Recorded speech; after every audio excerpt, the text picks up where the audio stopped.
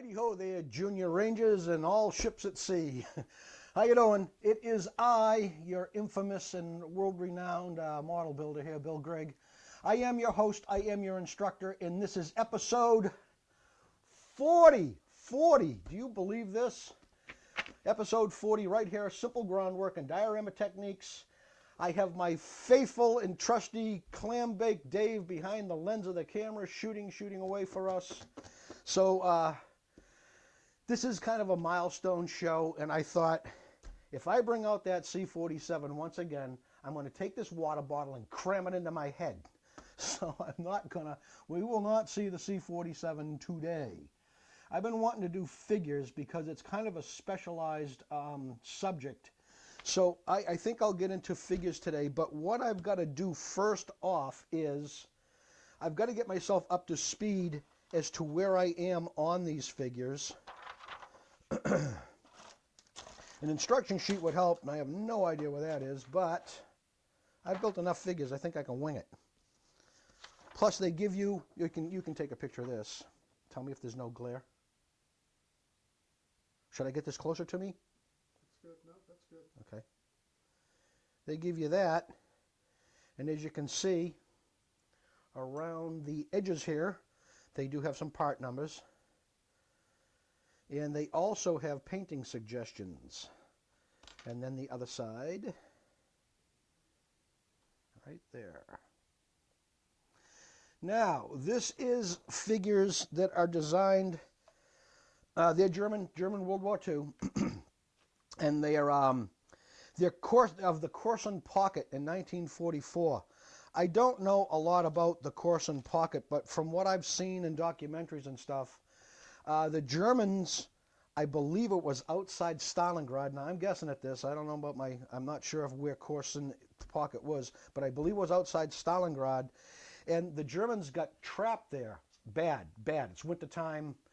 Göring is not coming through with his promised, 10,000 tons a day or whatever he's going to be delivering, and he's just not coming through. And I'll tell you, the German soldiers are in a bad situation.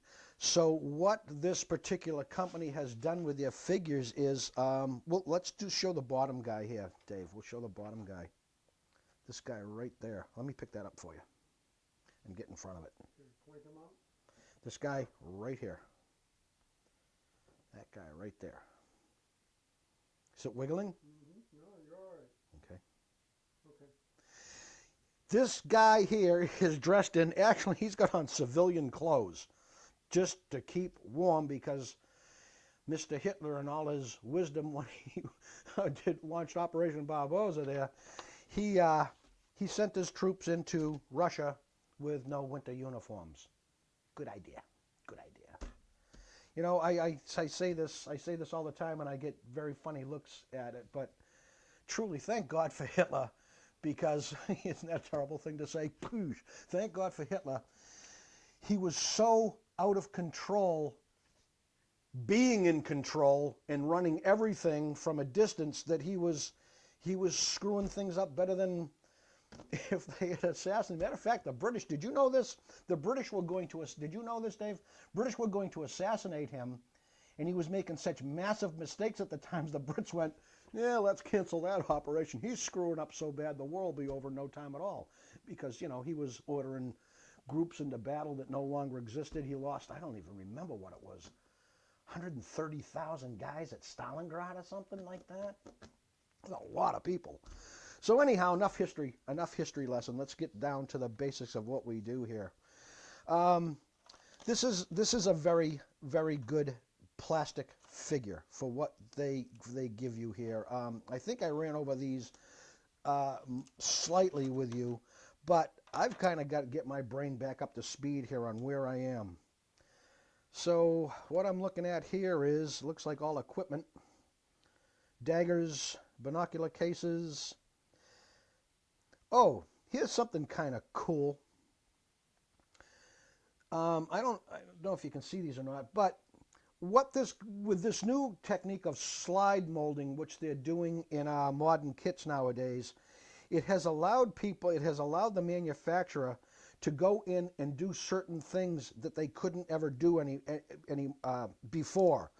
I don't know if you remember me telling you about when in the old kits, if you had a hand coming out and let's say was waving hello, there's no hollow in here. This right here was a solid piece of plastic. They didn't have the technology. Today, they take the hand out and hollow this area so you get this and then insert your hand. That's actually a 007 secret spy device I've inserted into my hand. But it's really good because now you can paint all these pieces separately and then more or less assemble a painted figure, which is really good. You don't want to take and put like the binocular cases on and the bread bags and the ammo pouches and all that. You want all that stuff painted separately, and then basically in figure painting, you more or less assemble a painted piece, a completed painted piece. So in other words, all my bags, all my binoculars, all this stuff will all be done before I apply it to the figure. So let us kind of do that, because like I say, this is a good example also of getting back into a project and trying to figure out where you are. As a matter of fact, I think I'll point this out too. Look at this on the holsters. The holsters are open, which they could never do before because of the molding process. And again, I'll show you this. I'm going to just stay right in that shot, Dave. I'll bring this right up into the shot. Here we have all the individual hands. See, it makes it much easier and a much neater appearance because you don't have to cut around things and cut things in. You can see here's all the canteens, all separate with no cup on the top of the canteen. They gave you the cup separate and the cups are hollow. So this is really good stuff. I'm really liking this stuff a lot. I think what I should do is probably just find one guy, which I believe is this character right there. I'm going to do the guy that I pointed out in the bottom of the piece with his civvy clothes on. Looks like he's got on a what's those jackets in the 70s that were really hot? They were like a windbreaker. They had epaulets.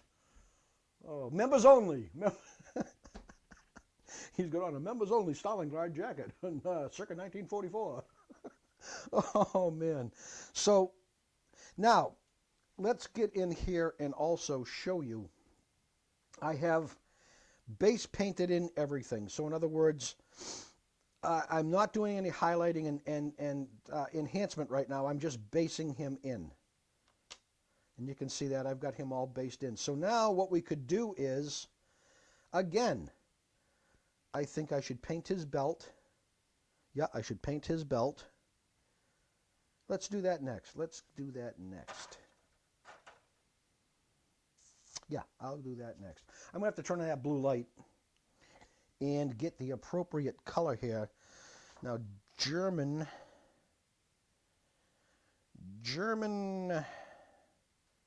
web belting. Looks like it's got grayish color. So, let us find that. This is not bad. I'm going to use a neutral gray on this. Wahoo, baby. Guess what time it is? 8 a.m. Guess what time it is, Dave? Yahoo! Oh, man. Let me get out something here. There we go. My usual sticker paper and my trusty stirring stick. Imported from Bosnia. Yeah. That's what I did. Whoa, is this thick. You know, sometimes I wonder if down in my shop, if the temperature affects my paint. You know what? I really do, because it's been a little cool down here. And this is a glob. You want to base in your entire figure before you start doing any enhancement at all. Here's the thing being, if I've got a, excuse me, if I've got a belt going across me and the fabric is a little puffed on either side, what I want is, obviously I want a neat paint job here on the belt, but when I get to my washes, I want my washes to fall into that little crevice between the belt and give me a little shadow line on either side of my belt, which creates depth within the figure. So that's why you base everything in first and don't do a lot of detail painting.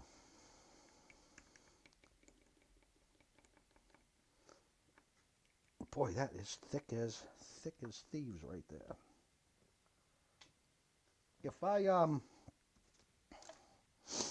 If this wasn't such a ragtag crew of guys, I would probably go to some reference material and actually find out exactly what color their webbing is, but it really doesn't make any difference. They could have picked up French webbing, they could have picked up American webbing, British webbing, Australian webbing. These guys are in dire straits. These guys are not doing well at this point in time. Alrighty, let's get a detail brush. Hello. I'll show you the tip of what I'm going to paint with. And I'll show you the guy next to him. And we're doing that belt. So I do believe I'm going to have to turn on this light. I don't know if I'm going to be able to see this well enough to actually paint this. Is this stuff in the way in the front? No. All right. Let's see what I can do here. I will try to do this like I do the other things. And I know this has to come over. I know it does. Any reflection from the bulb? No. Okay. Here we go. I should probably show them load the. I'm just going. Oh, a couple things before I start here. I've spit on this brush because it's a very fine pointed brush. So I've spit in the brush, and the barrel of the brush is extremely tight and hard. So when I go in and first start to do this, I don't want to go in and break the entire barrel of the brush. I just want to break just the tip, so all I have is just that little tip, soft, I guess, and I don't know what the word to use here, but I don't want to break the barrel of the brush, so I'm just going to load it slightly. See that? Just slightly. And then get into this guy here. I can't do this. I can't do him like that. I got to do him flat. I've got to do him flat. Can you see him, Dave? Not really? No, I can now, yeah. Okay, let me see what I can do here. I shouldn't be holding this guy also kind of straight up like I am. I should have my hand anchored. There we go. Well, that's a little light, but that's all right. When I get the wash in there, that will take care of that. Man, I still can't see. It's time for the big guns, Dave. Time to put on the big guns. I can't see. I cannot see. Oh, hello. So that's where your belt is, huh?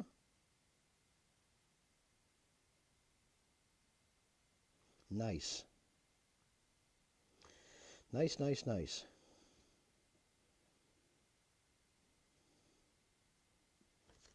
And you notice how close you have to get with these things on? I think this is why my eyes are getting ripped out of my head. All right. Take your time when you do this. If you make a mistake at this point in time, it's not a disaster because you can go in with a little thinner and tighten these lines up. There he is. There he is. turn this off, take these off.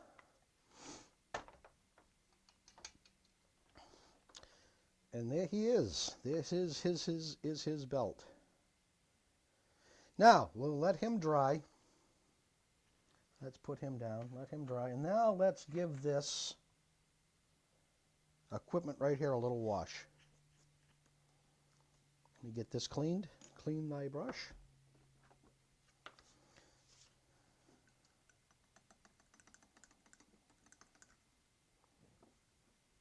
Get it. You can see how I kind of form the point too as I clean this brush back onto the rag here, and a little bit of spit, a little spit, and join that back in. Very nice, very, very, very nice. And put it back. Put your stuff back. Put your stuff back. Keep your caps on. Keep your caps on. All right, back to our lovely oil paints. Yikes. Maybe yes and maybe no. There we go.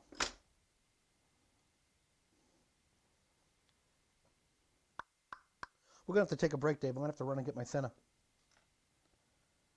Yep. Take a break, Dave. Take a break. Okay, I've got my thinner, and I had over here, I had the burnt umber out. When you see the word burnt on oil paints, burnt's kind of getting the reddish tones, whereas raws are more in the earthy tones. So I went and got my raw umber, our old standby, and only just a little tiny bit in the palette, not much, little tiny bit. Close things up. Get an appropriate brush, which doesn't have to be a good quality. It doesn't have to be very, very good quality. This is what I'm going to use right here for the brush.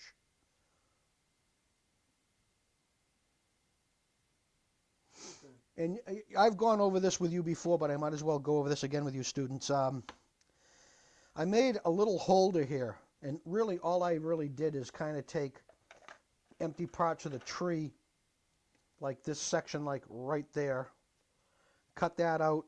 Then I took other short pieces, put them over a candle, stretched them, got that cone shape just to stay a smaller glue point on the bottom of these, and then I actually glued these to this stand, I guess is a good word for it.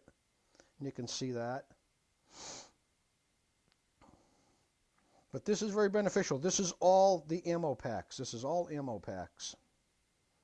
And we want to enhance those. They have been based in with a flat enamel paint, and I think it was probably military brown. Kind of looks like military brown, but it might not be. I'm not sure.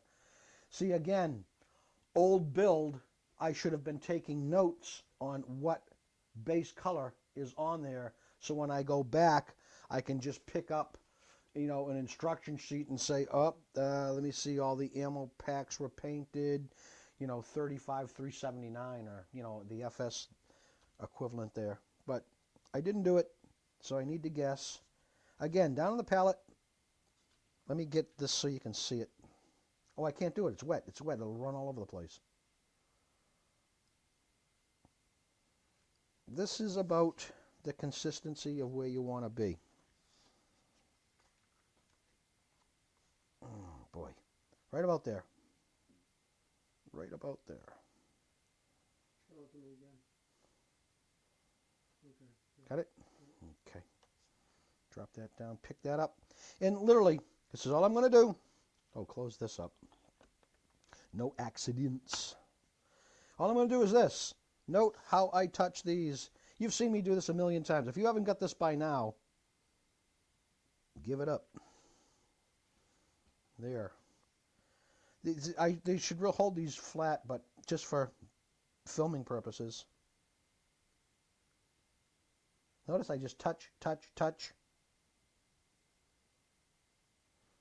And that's giving me my low points on these bags. So let's continue. I'm going to open this up again, get a little bit more.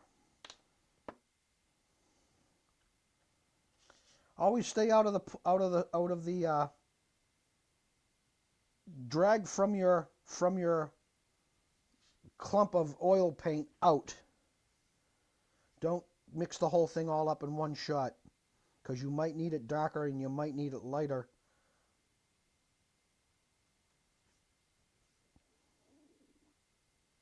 There we go. There we go. Isn't this nice? Ooh, that's nice and dark. I could even get these. You can also vary the thickness and intensity. Yeah, that's a good word. Intensity of color as you break your wash down. Like, I could break this down really, really low and get a very subtle shadow onto these bags, or I could use less thinner, get it a little bit thicker, and get a really dark, which would be good with multiple bags, especially if they were hanging on a guy and he had like 4 or 5 of them together. You don't want those 4 or 5 to be exactly the same color. You want them to be, no, that's not good. You want them to be the same color, but you want them to vary in tint. Make sense? Same color, but they vary in tint. That way, when you have a whole section, because you see some of these guys, they got ammo bags, man, they're loaded with ammo. If they're all the same color, it's just too monotonous when there's a lot of equipment there. And you see people do it all the time. I see people do it all the time.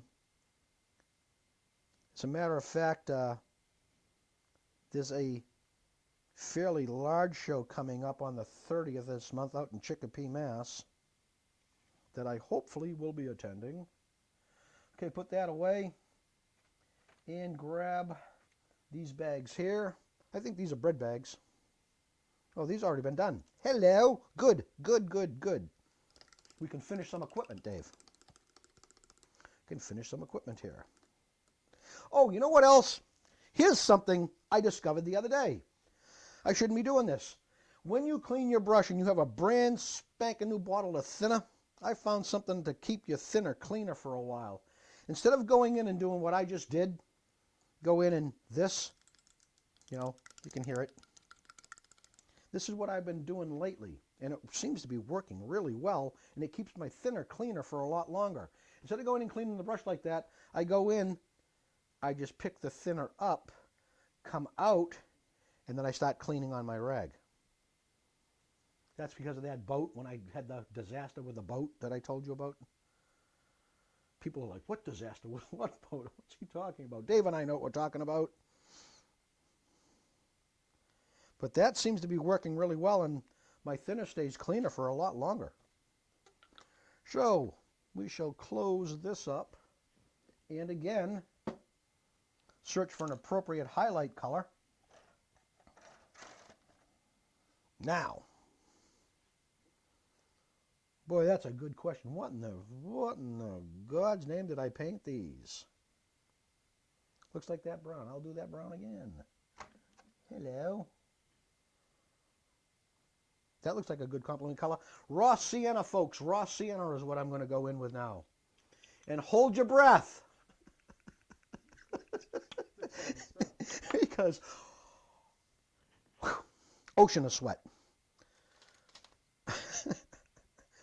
Ready? Hang on to your seats. Put on a seatbelt. It's exciting. It's exciting TV. Nobody know the trouble I seen. Nobody know the trouble. Oh man, this stirred up like in 3 seconds. Is this? Yes, it is. Oh, you know what this is? This is back in the day when this particular company lost its mind and made them so they were airbrush compatible. You could almost take these bottles, shake them. I never, that's a terrible word. Shake them, screw them right in your airbrush and shoot paint. That's why this mixed up so quick. This was a disaster in this company's era. Whatever made them think of thinning the paint out, because what happened was it wasn't so bad that it was airbrush compatible. As a matter of fact, my airbrush takes these bottles like a charm. So for me, that was a good thing. But when it comes to brush painting, it don't work. It's too thin. It's too thin. It's like that company that had, oh, I can say their name now because they're out of business. Aeromaster used to make paint, and they did it all pre-mixed and ready for the airbrush. I defy you to brush paint with that paint. I defy you. You brush paint with that paint, you're a better modeler than I am, because I just could not do it. Paper, paper. Regular paper. Here we go. Again, doing the old dry brush thing. You've seen me do this a million times, gang. If you don't have this technique down by now with me... I get that plastic out of the way for you. This right here? Yeah. Okay. I think that's good. I'll pull it back a little bit. All right, here we go. Going across. Oh, isn't that coming up nice? Isn't that beautiful? I should show them a first bag and then a finished bag, huh? We'll do this bag right here next. Get a little bit more paint in the brush. Too fast? Nope. Nope, it's all right. I did move a little fast there. Dry brush it out. This dry brush also, can you get me going back and forth on this palette, Dave? Mm-hmm. Look at the head of the brush. See it? I'll go this way so that people can see it. See that? That's actually a little flimsy for a dry brush. This should be a little tighter, or the barrel of the brush should be a little bit tighter, but I want kind of I don't want to say an inferior brush head. Okay, we did the bag, right? There's the bag with its wash on it for the darkness. Now we will put it, and watch this. That bag I just did is gorgeous.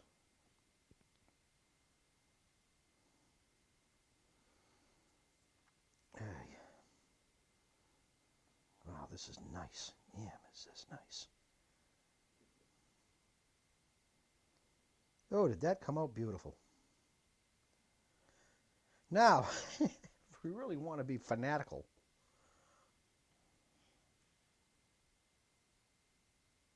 yeah, good. Let's do the last one too. Note also, I'm not picking up a vast amount of paint here. I'm just touching the brush tips to it so I can come over here and dry brush it out. But that's because this paint's so thin.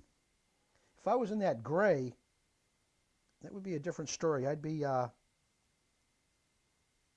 less worried about dry brushing this out, because when it's thin, it travels up the brush more so than just stays in that tip spot, you know, because it's so thin. Beautiful, beautiful, beautiful, beautiful. And that actually, this one right here could actually use a little accent color in it. Let's go with this. I'm going to add a flat brown to this because I need a little bit more accent color. And again, hold your breath, gang. Hold your breath. I've been using this paint a lot though lately. I've been building. So the stirring is not going to be months of stirring. Also,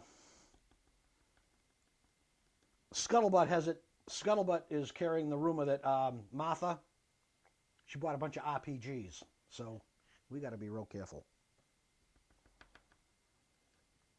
Martha went out and bought herself a supply of RPGs. Forget the shotgun. Forget the 105 millimeter. As long as she doesn't buy Claymores, Dave, I guess we're good to go. Hey, what was that? Oh.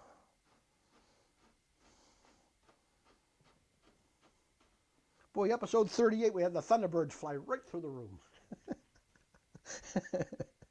An exciting show. We're not too action-packed today, are we? Not too action-packed today. All right. We're going to take a little of the raw sienna and add it with a little bit of the flat brown into its own little area so I can compare and see where I am.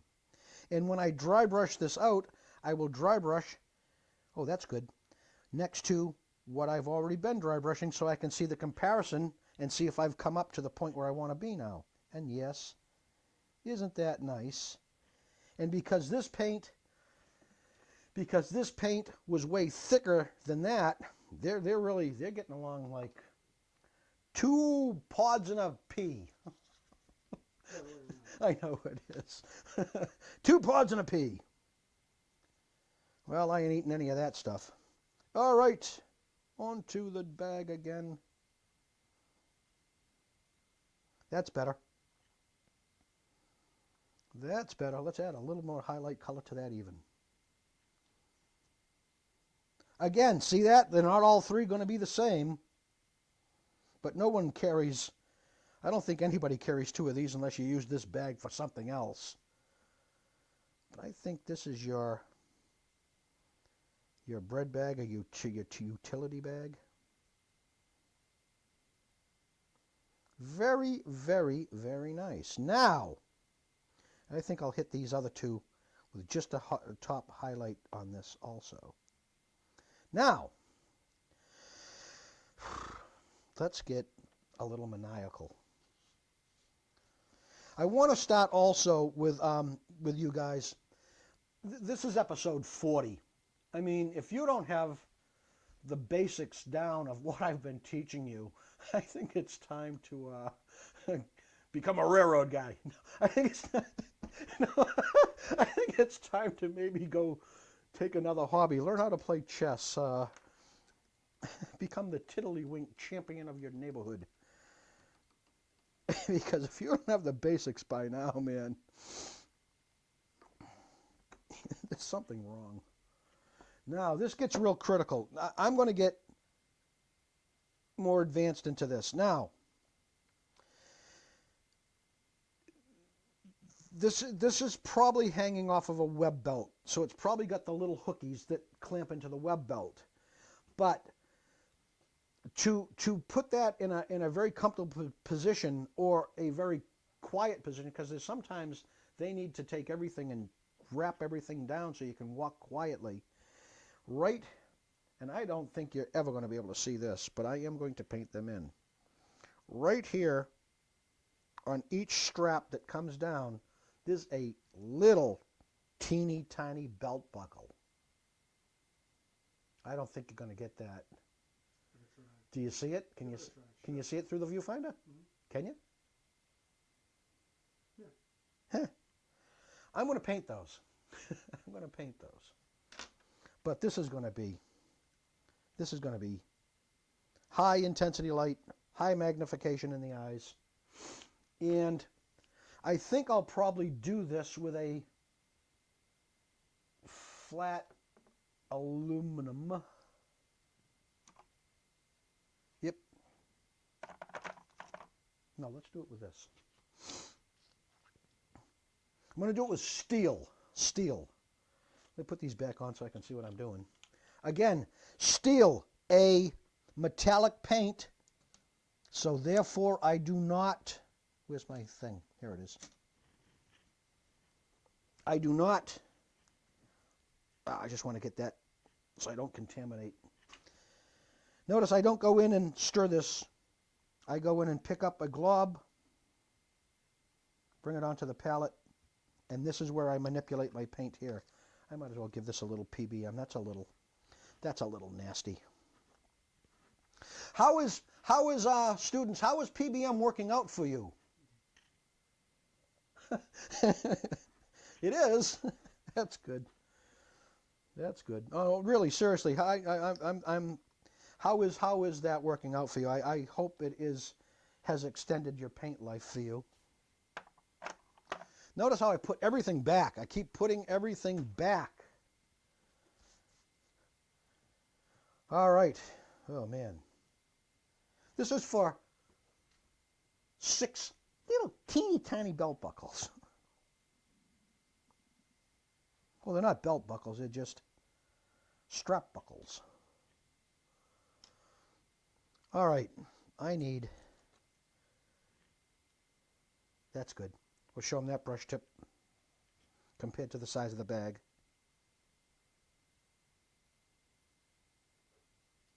Keep it up. Okay. Is good? Okay. All right, here we go. This is getting, I don't want to say this is an advanced technique, but this is going one step beyond what you actually need to do. But I want to do this because I want to start getting into that point where I'm starting to give you not a more advanced technique, but a more detailed technique in this. So when you start to really start to produce stuff now, you're producing stuff of insane quality. Visually, it's really, really pleasing to look at. Yeah, I'm getting glare off the bulb. Am I? That's better. Better? Mm-hmm. Yep, there we go. Okay, take a breath. Yikes. This would almost be better to do with an oil paint, you know, because of the longevity on the brush. But we can almost go in and dry brush this in. I know you can't see me do this, but I'm only taking a tiny bit of paint. Oh boy. Oh, there's also a little,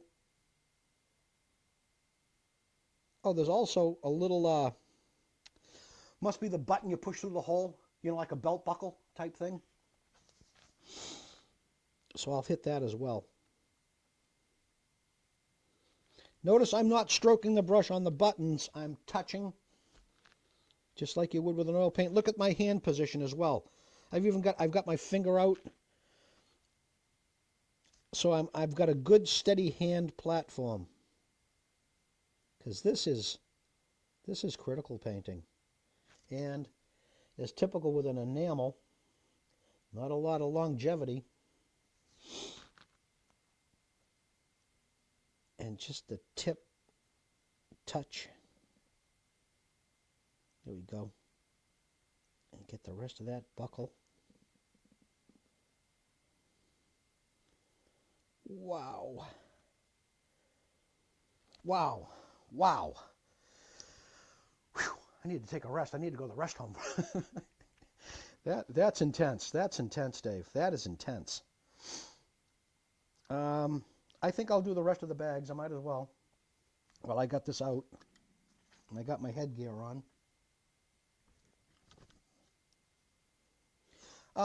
These are angled. Your visors are angled, so a lot of times you have to roll it back and forth in your head to get it, so you're not getting like a double image.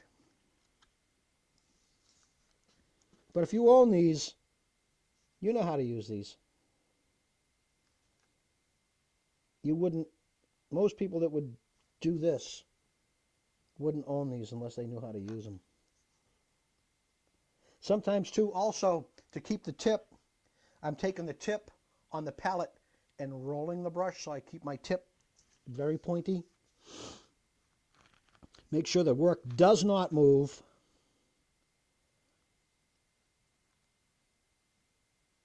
Yeah, this would be way better with an oil paint. Yee. Turn the bag. Get a better position. Here we go. Oh, these are coming out nice. And that little button. And one more time, one more time. I wish you could actually see me do this. Are you able to get this of me doing this or no? A little bit. A little bit, but not really? A large screen to be able to see it. Yeah. Because this is going, you know, this is kind of going one step beyond where you really need to go. But like I say, the more detail that you get into this, way more pleasing a piece you're going to have.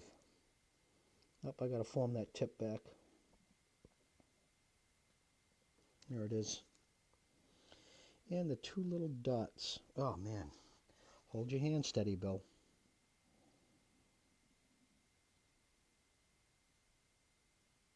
Come on. There it comes. Oh, isn't that beautiful?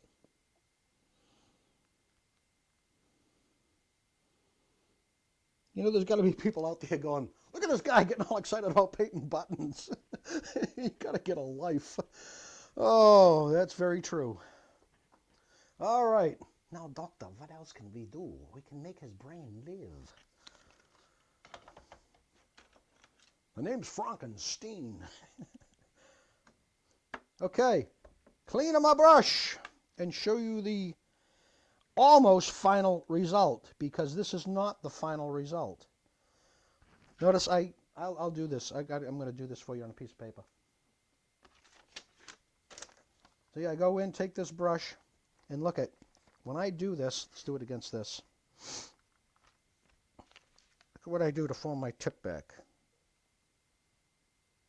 See it? I'm rolling the brush and touching it and getting that tip back nice and tight. Also, roll it and pull it. Oh, isn't that beautiful? I got my tip back. See it? And what are we going to do now? Add a little spit. And do the same thing. Just beautiful. Man, that could put somebody's eye out, Dave. Now, let me show you the bag. Because Billy's got a brand new bag. He's painting buckles. He's doing... Oh, don't even get me started there. I'm boogieing down. Oh, no, I'm all done boogieing down. I'm boogieing back on up now. Okay, ready? 2001 music theme plays, and can you see the buckles now? Can you? Okay, we're going to let those dry. Once those dry, we will also now take and put an additional washing around that. Here's, let me see, how can I show this? How can I show this? I'll show it with this. This is the button around what I've painted. Obviously, I've just hit the top point of the button, right? But if this is kind of stupid to use, but let me use this. This is way lower. There's a button right there, okay? I want to also the buckle, if you noticed, because this company is so advanced in their molding technique.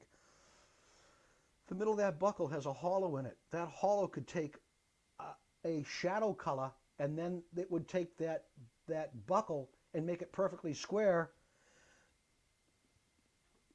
because of the shadow effect filling in what might be a little bit of a raw edge or a wavy edge on the piece.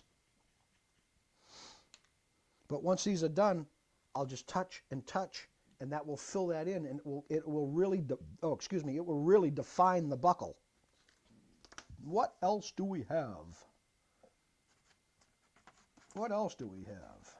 Oh, here we go. Let us take these and just put a raw umber wash on these. There's the helmets. You can see the holder I made for the helmets. Real good. They're actually glued in place because they have a hollow here, but this helmet, top of the guy's head's flat. So the helmet sits on top of this, and two flat mating surfaces come together. So you're not on, like the old days, you'd have your whole head, then you'd put your helmet on the head, and the helmet had a flat spot. So instead of the helmet fitting on your head, the helmet kind of floated magically above the head. So a lot of guys back in the old days, we'd take a flat file and and we'd go to the top of the head and we'd go bump, bump, bump, bump, bump, and take and put a flat spot in the top of the head so the helmet would fit more exacting, but not these guys. These guys have taken care of it. Matter of fact, I can show you one right here. Here's a face right here. See the top of his head? Hey man, you got a flat head. Yep. Yeah. It's not. Point it out. These guys right here. Isn't it? Yeah, that's their faces. See the tops of the heads? Flat. Which is nice. That helmet sits realistically on their head. Doesn't float magically above their head. It's like using rocks in a diorama when you get the round rock and they just stick it down and the rock is magically floating above the surface of the... Hey, what are you doing? Use a flat rock and then put that flat. All right, a little more low odor thinner. The same inferior brush. Why do you use an inferior brush? Because it's only a wash, gang. You don't need to go out and buy a $7,000 brush to drop this stuff on. Of course, you can if you want. You know, here's something else to talk about. When you go and purchase your oil paints are expensive. Especially when you get into like reds. Have you ever bought reds and oil paints? Did you use oils at all, Dave? Ever? No, never. No, there's no need for you, right? Because you're doing white rockets. I mean, white rockets with black, like kind of a black nomenclature on them, huh? Here's the thing about oil paints. I kind of semi-agree with some people and I kind of semi-disagree with some people. Some people tell me all the time that I should be using really high-quality oil paints, always, you know. The W and N company and the V company. I don't particularly hold to that belief, although in practice it probably is good. You know how I always say, do as I say, not as I do? In practice, it's probably a good idea to use a high-quality paint, but I take my paints and beat them so bad and misuse them so bad that I don't find the need to have a high-quality oil to pay, let's say, $1.98 this tube versus $8.98 for the same exact tube, but a much better quality paint. I don't see the need for that. But if that is something that you feel, oh man, you're way off on that one, guy. You should use the best quality things you can use all the time. Well, yeah, yes, and no, because, like I say, I have no respect for this paint. I just beat on it. And there's your helmets enhanced. Now again, let these dry. And we will go back in once they are dry and dry brush them up and accent the wash that you just put in. You should know this by now, students. You should know this. I want to get, like I said, I want to get like, I don't want to say way more advanced in these techniques, but I want to start bringing the modeling stuff up to the point where, you know, more experienced modelers are benefiting from my teaching, because really I've laid down the basics for people. The basics are laid out there, just like the martial art. Boom, boom, boom. There's your front to knuckle punch. Well, this is now how you apply your front to knuckle punch. This is how you start to use it in combat or defending yourself against a young man with a little tiny knife. I shouldn't have said that, should I?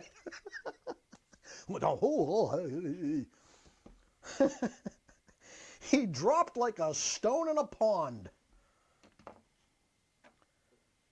But I didn't do that. Not me. All right, let's do something else, because I see he's dry. I see my little guy here with his members only 1944 coat on. He's dry. 8 minutes. 8 minutes, okay. And let's pick this up. I don't want, I got to show them this. Board? Where's my board? Where's my board? Here it is. My other washes Oh, don't get your fingers in the paint there. My other washes, don't run on me so I can show them this.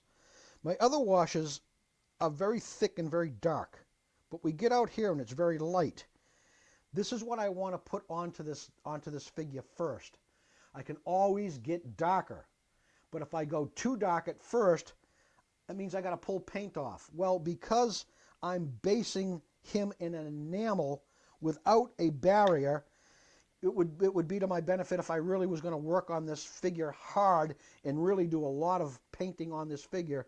It would actually be to my benefit to put down a clear, flat, acrylic barrier because I'm based in enamels. So to barrier the solvent-based paint, which is to barrier that and not get burned through, because if I get on this and work this too much, I could regenerate the color of this jacket, burn through, and then I'm right down to my gray plastic. It's not a disaster, but why have that happen? You can fix it, but why even have that happen? Also, let's take a good close-up of the belt here. We'll do it on the back because you can see it.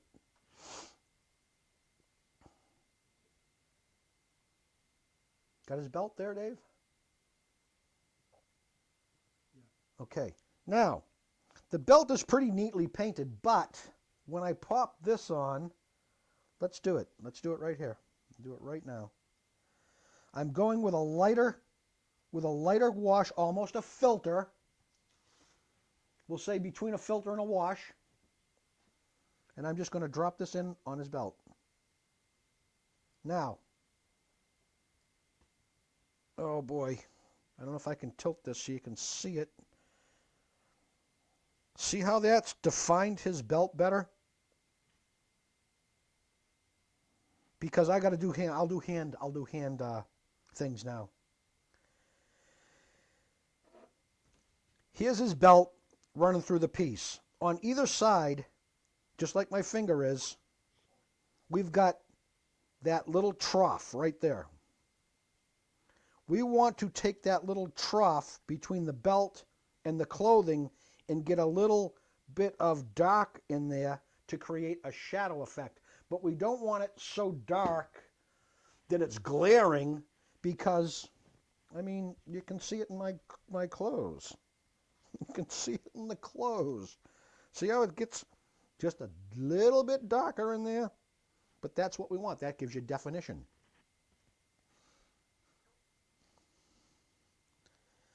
And I noticed it's a little light, so I'll pull a little bit more out of my source glob. Boy, I'm too technical, Dave. I shouldn't use these. Source glob, yeah. That's heavy stuff. That's heavy stuff. That's heavy stuff. It ain't heavy. Boy, I'm a menagerie of musical entertainment tonight. Let's do his whole jacket. Beautiful. Look at that. And again, can't you see the train guys going, look at, he's all excited about washing a figure. Well, I am excited about washing a figure. It's how I roll. And just doing the brown. Although, wow, did that define the belt in the front?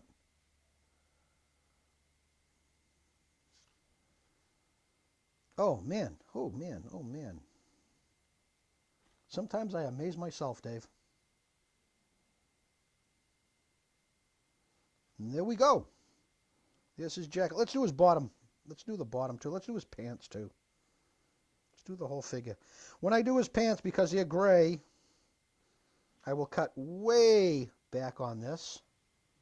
As a matter of fact, I'll show you what I'm using. 5 minutes? Mm-hmm. I'm using this outside edge right here. See it? See me pick that up? I'm not into that dark because I'm going on to gray pants, light gray pants. Ready? Watch them grow. Watch them grow. Watch them go.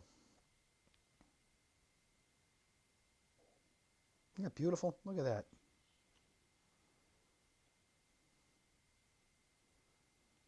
These guys in the Corson pocket were down in the muck and the mire, too. These poor guys. These poor people. Now, let us make this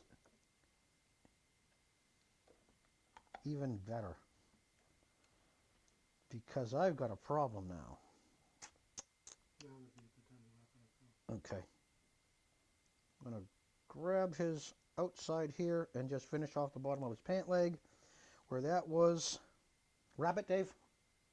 Wrap it, wrap it, wrap it. Okay. And there we have the initial figure based in and washed for his shadow effect. Okay, and now we need to take him and stand him straight up and down and say to you folks, once again, thanks for watching. I hope I taught you something. I hope you're learning. I want to get these techniques a little bit more advanced than we have been doing, so you can start to get a much more pleasing appearance to your finished product. So once again, for me and my faithful clam bake Dave, I say thank you for watching Simple Diorama and Groundwork Techniques. I am your host. I am your instructor. My name is Bill Grigg.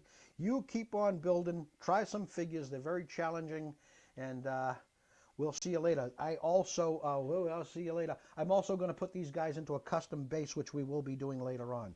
So for me and Dave, episode 40, we say thanks a lot. Bye-bye. Take care. Keep on building, folks. Keep on building.